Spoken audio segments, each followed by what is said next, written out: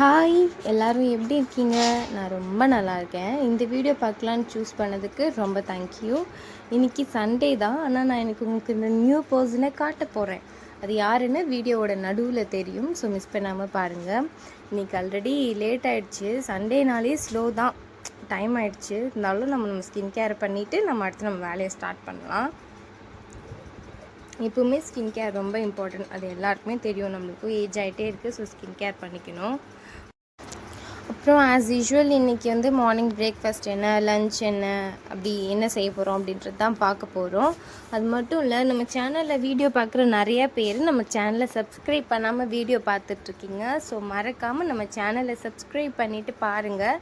Upcoming வீடியோஸ்லாம் பயங்கர இன்ட்ரெஸ்ட்டாக போட்டு ட்ரை பண்ணுறேன். ஷார்ட்ஸ் எல்லாம் மறக்காமல் போய் செக் பண்ணி பாருங்கள். நான் சும்மா சொல்லக்கூடாது. நான் இப்போ யூஸ் பண்ணிகிட்ருக்க இந்த மாய்ஸ்சரைசரும் சன்ஸ்க்ரீனும் எனக்கு நல்லாவே ரிசல்ட் கொடுக்குது. நீங்களும் ட்ரை பண்ணி பாருங்கள்.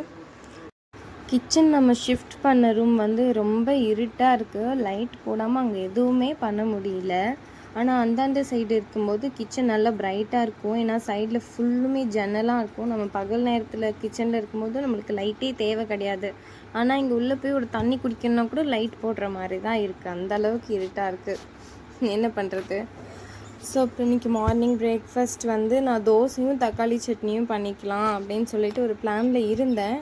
ஆனால் அதில் ஒரு சின்ன சேஞ்ச் வந்துருச்சு. தோசையில் இட்லி செய்யலாம் அப்படின்னு சொல்லிட்டு என் மைண்டுக்கு டக்குன்னு தோணிடுச்சு. அதனால் தக்காளி சட்னியும் இட்லியும் பண்ணிக்கலாம் அப்படின்னு சொல்லிட்டு ஒரு ஐடியா. அதனால் இப்போ நான் தக்காளி சட்னிக்கு தேவையான வெஜிடபிள்ஸ் தான் கட் பண்ணிகிட்டு இருந்தேன். தெரியும் எல்லாருக்கும் தக்காளி சட்னி எப்படி செய்யணும்னு. இல்லை, வெங்காயம், தக்காளி, காஞ்ச மிளகாய், இஞ்சி, பூண்டு, வேணும்னா கருவேப்பிலை போட்டுக்கலாம். திக்னஸ் வேணும்னா கொஞ்சம் கடலப்பயிறு, உளுந்து போட்டு வறுத்து செய்வாங்க. இந்த சைடில் அப்படி தான் செய்வாங்க.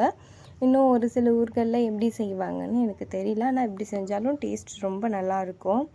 நான் எதுக்கு கடலப்பயிறு போடுறேன்னா, சட்னி கொஞ்சம் திக்காக கிடைக்கும் அப்படின்னு சொல்லிட்டு தான். வேறு எதுக்காகவும் இல்லை. கடலப்பயிறு போடலனாலும் இன்னும் செம்ம டேஸ்ட்டாக இருக்கும். நீங்கள் வேணால் ஒரு டைம் ட்ரை பண்ணி பாருங்கள் நான் சொல்கிற மாதிரி. என்னுடைய அம்மா வீட்டிலலாம் அந்த மாதிரி கடலப்பயிறு, உளுந்தெல்லாம் போட்டு செய்ய மாட்டாங்க. நான் ஒரு வேளை நான் யூடியூப் பார்த்து நான் செய்கிறேன்னு சொன்னாலும் எங்கள் அம்மா செய்ய விட மாட்டாங்க. ஏன்னு தெரியல, அவங்களுக்கு அதெல்லாம் சுத்தமாக பிடிக்கவே பிடிக்காது. வெறும் வெங்காயம், தக்காளி, இஞ்சி, பூண்டு, காஞ்ச மிளகா, கருவேப்பிலை போட்டுக்கலாம், அவ்வளோதான். இங்கே வந்து நான் ஒரு டைம் ஹோட்டலில் ஒருத்தவங்க சமைக்கும் போது நான் பார்த்துருக்கேன். ஹோட்டலுக்கு சட்னி வதக்கும் போது அதில் கடலப்பயிறு, உளுந்தெல்லாம் போட்டு வதக்குனாங்க. ஏன் இது போடுறீங்க? இது போடாமலே செஞ்சால் நல்லா தானே இருக்கும், தேவையில்லாத செலவு தானே நம்மளுக்கு அப்படின்னு சொல்லி கேட்டதுக்கு, ஹோட்டலில் வந்து நம்ம வெறும் வெங்காயம் தக்காளியாக அரைச்சி கட்டியாக கொடுக்க முடியாது, நம்மளுக்கு கட்டுப்படி ஆகாது. இதே நம்ம கடலப்பயிறு போட்டு அரைச்சோன்னா கொஞ்சம் திக்னஸ் கிடைக்கும் சட்னிக்கு அப்படின்னு சொன்னாங்க. ஸோ அந்த கான்செப்ட் தான் எனக்கு அப்போ தான் புரிஞ்சுது. மிச்சப்படி உளுந்து போட்டால் டேஸ்ட் கிடைக்கும், கடலப்பயிறு திக்னஸ் கிடைக்கும். ஸோ நீங்கள் ட்ரை பண்ணி பாருங்கள்.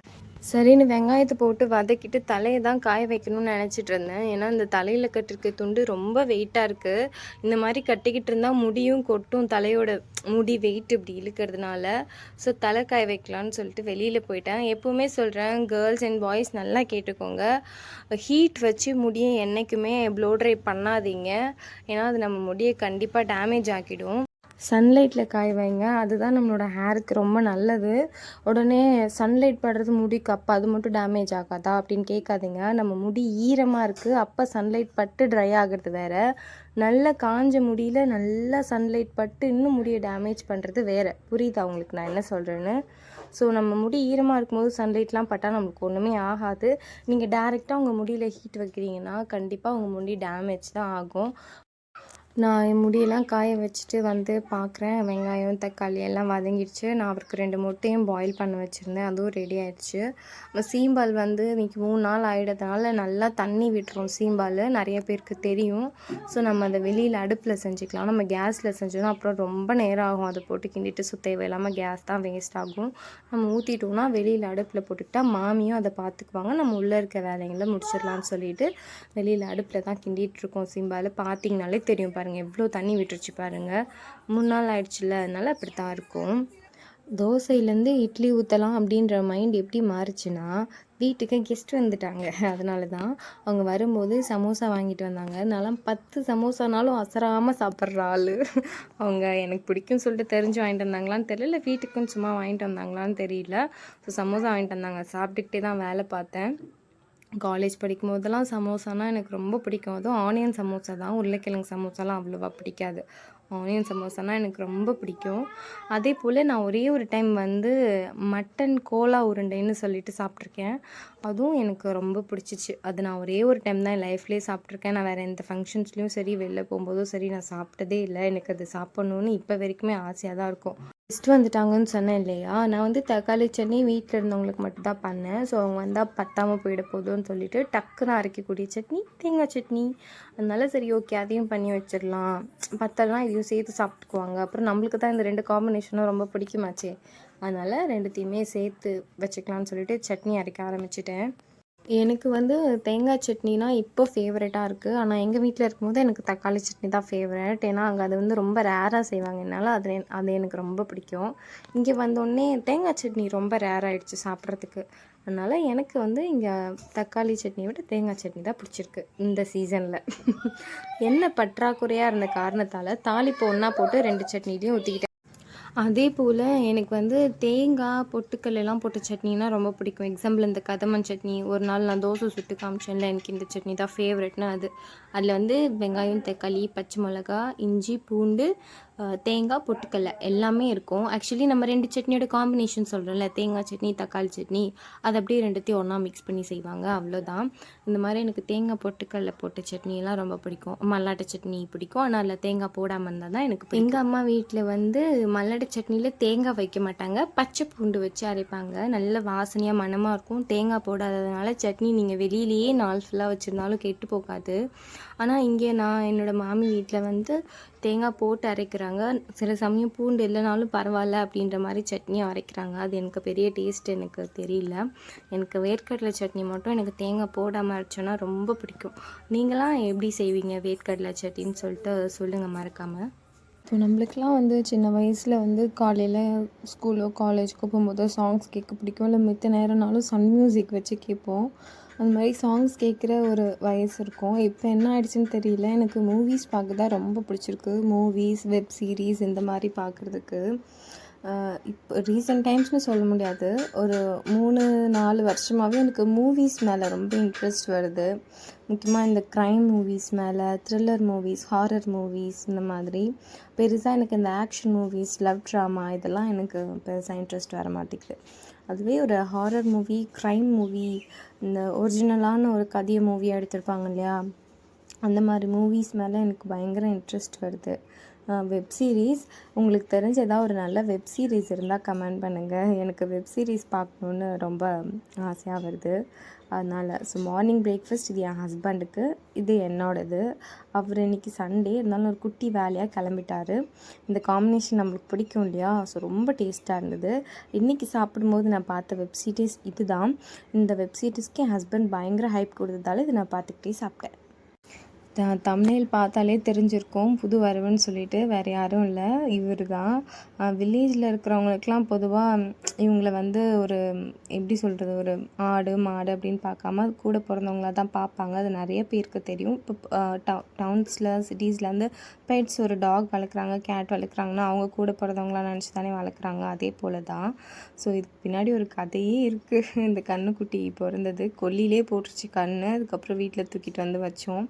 இவன் பிறந்ததுக்கப்புறம் நம்ம ஆரியா இருக்கான் பாருங்கள், அந்த கன்றுக்குட்டி கூடியே தாங்க விளையாடிட்டுருக்கான். ஸோ கன்றுக்குட்டிக்கிட்டேருந்தும் மாட்டுக்கிட்டேருந்தும் இவனை பத்திரமா வச்சுருக்கணும். கொஞ்சம் நேரம் போனதும் லன்ச் டைம் ஆகிடுச்சு. டைம் வந்து 12 கிட்ட ஆகிடுச்சு. என்ன சமைக்கிறதுனே தெரியல. ஏன்னா அவரும் வேலைக்கு கிளம்பி போயிட்டார். வீட்டில் மாமி மாமனார் எல்லாருமே ஒரு ஃபங்க்ஷனுக்கு போகிறாங்க உளுந்தூர்பேட்டைக்கு. அதனால சரி அவங்களும் மதியம் அங்கே லன்ச் சாப்பிட்ருவாங்க. சரி நான் எனக்கும் ஆரியா அந்த கெஸ்ட் மட்டும் தான்.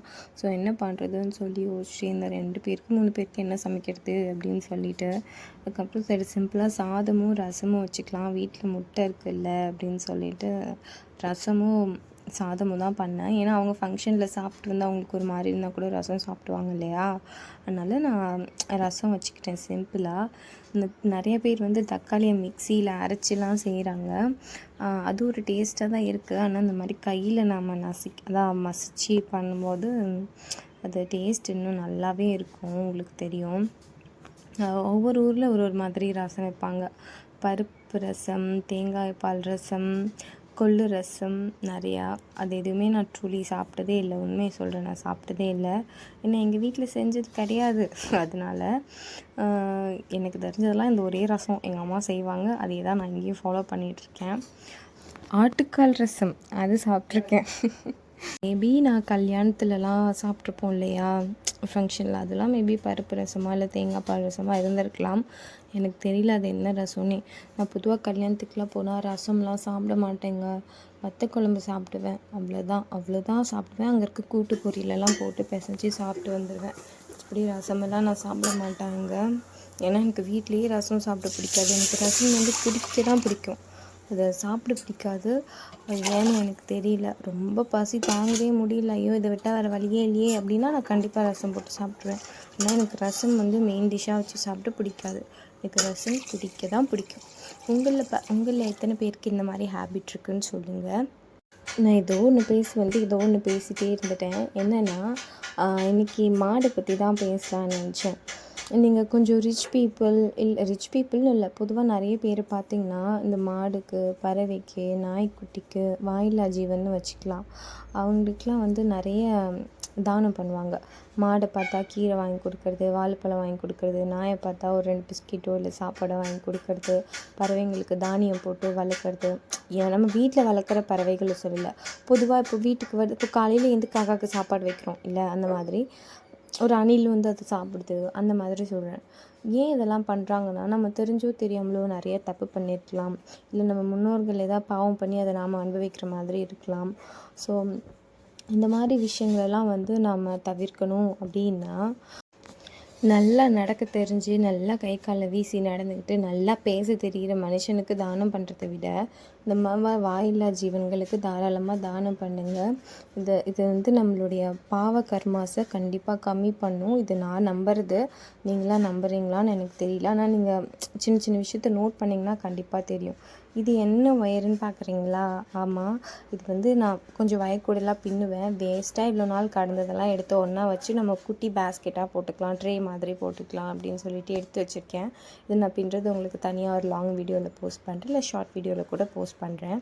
அதுக்குள்ளே எக்கும் பாயில் ஆகிடுச்சு. ஸோ அதையும் தாளித்து வச்சிட்டோன்னா நம்மளுடைய வேலையெல்லாம் முடிஞ்சிடும். இன்றைக்கி சண்டே சமையல் சிம்பிளாக தான் இருக்குல்ல. ஓகே, வேணும்னா நம்ம நெக்ஸ்ட்டு சண்டேவோ இல்லை மிட் டே ஏதாவது, மிட் டே மீன்ஸ் அந்த வீக்கில் ஏதாவது ஒரு மிட் டே வாங்கி நம்ம சாப்பிட்டுக்கலாம் வேணும்னா.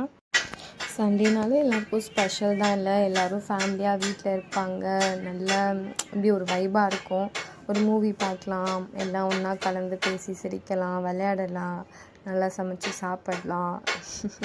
இதெல்லாம் ஒரு தனி ஜாலி தான். சவுண்டு வரும், அதை பெருசாக மைண்ட் பண்ணிக்காதீங்க. ஏன்னா இங்கே பக்கத்தில் வந்து வெல்டிங் ஒர்க் போயிட்டுருக்கு, அதனால தான். மழைக்கால் வருது இல்லையா, அதனால மாடுக்கு வந்து கொட்டா போட்டுட்ருக்காங்க. கன்றுக்குட்டி வேறு இருக்குது. சண்டே நான் கொஞ்சம் பிஸியாக இருந்ததுனால என்னால் வீடியோ எடிட் பண்ணி நைட்டே அப்லோட் பண்ண முடியல. ஸோ நான் இதை கண்டிப்பாக மண்டே தான் அப்லோட் பண்ணுவேன். மண்டே எல்லோரும் கண்டிப்பாக பார்ப்பீங்க இந்த வீடியோ. ஸோ அவ்வளோதான் இன்றைக்கி வீடியோ. மார்னிங் பிரேக்ஃபாஸ்ட்டு, மதியத்துக்கு லஞ்ச் எல்லாம் நான் என்ன பண்ணேன்னு பார்த்துருப்பீங்க. நைட்டு டின்னரும் இதை வச்சு மேனேஜ் பண்ணிடுவோம், இல்லை வேறு ஏதாவது செஞ்சு சாப்பிட்டாலும் சாப்பிடுவோம். வேறு ஒன்றும் இல்லை. நான் அந்த பேஸ்கெட் சொன்னேன் இல்லையா, அந்த வீடியோ நான் ஷார்ட்ஸாக அப்லோட் பண்ணுறேன், நான் எப்படி போட்டேன்னு சொல்லிவிட்டு. வேறு என்ன, அடுத்த ஒரு வீடியோவில் பார்க்கலாம். வீடியோ பிடிச்சிருந்தா லைக் பண்ணுங்கள், ஷேர் பண்ணுங்கள், சப்ஸ்கிரைப் பண்ணுங்கள். பை.